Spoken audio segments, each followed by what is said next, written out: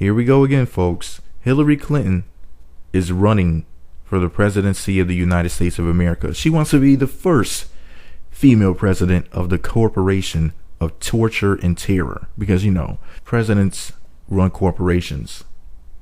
She wants to be the head of the corporation, at least on paper. At least as far as the public know. Because we always know there's someone behind them that's really pulling the puppet strings. Anyway, let me go ahead and read this silly little tweet that was tweeted out from her account, and then I'm going to get a few things straight here, because this is really interesting. The tweet that came out from her account earlier said, and I quote, "I'm running for president. Every day Americans need a champion, and I want to be the champion. H. HillaryClinton.com.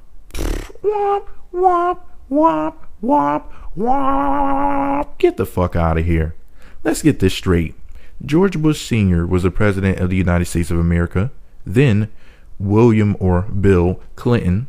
Then George Bush Jr. Then the powers that be were going to put Hillary Clinton in the Oval Office before they decided on Barak Obama. Now, we're back to discussing the terrible idea of putting Hillary in office after ping-ponging the presidency of the United States of America between just two families for the past 26 years. And now you want to add another 4 to 8 years when Barack's second term is up. After all, Obama is a cousin to the Bush family. He's nothing but a Bush to me. It's the same damn bloodline. Look it up. Here's what we need to understand about this.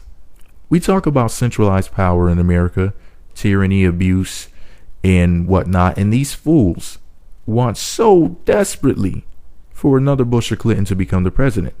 I guess it's become a comfort zone for them. That's all they know. Now, there are millions of people who were born when George Bush Sr. became president in 1989, which means they literally haven't spent one day on this planet where a member of the Bush crime family or a member of the Clinton cartel wasn't the commander. So you may be asking yourself this question. If Hillary is running for the Democrats,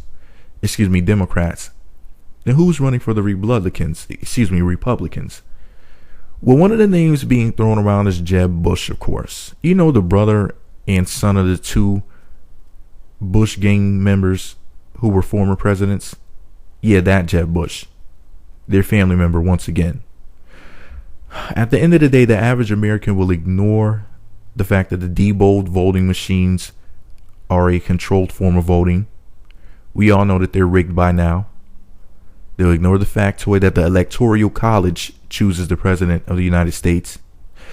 They'll also ignore the fact that it's been reported that Democrats will most likely get the Electoral College vote this time because they have the edge or the advantage. And I posted a link to the Washington Post story about that on my blog. Click the link below, visit my blog, and you'll get to see this for yourself. In other words, they have us trapped because you're allowing them to give us limited options.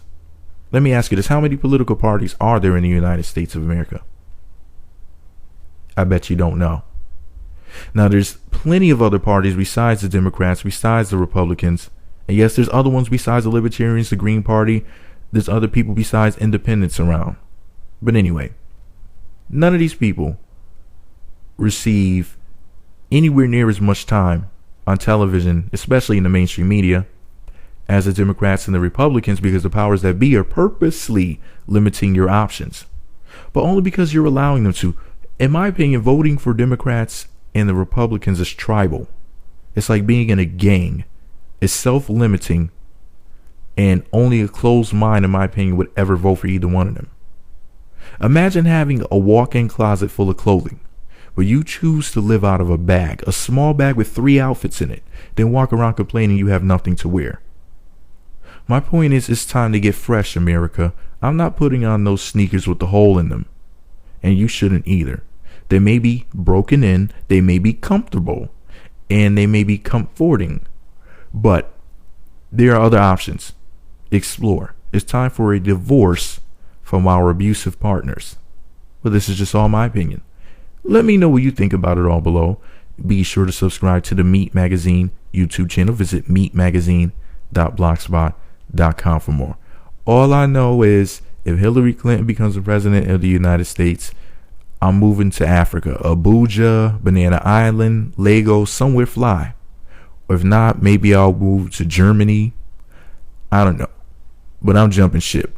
Hopefully you'll come with me. Meat Magazine.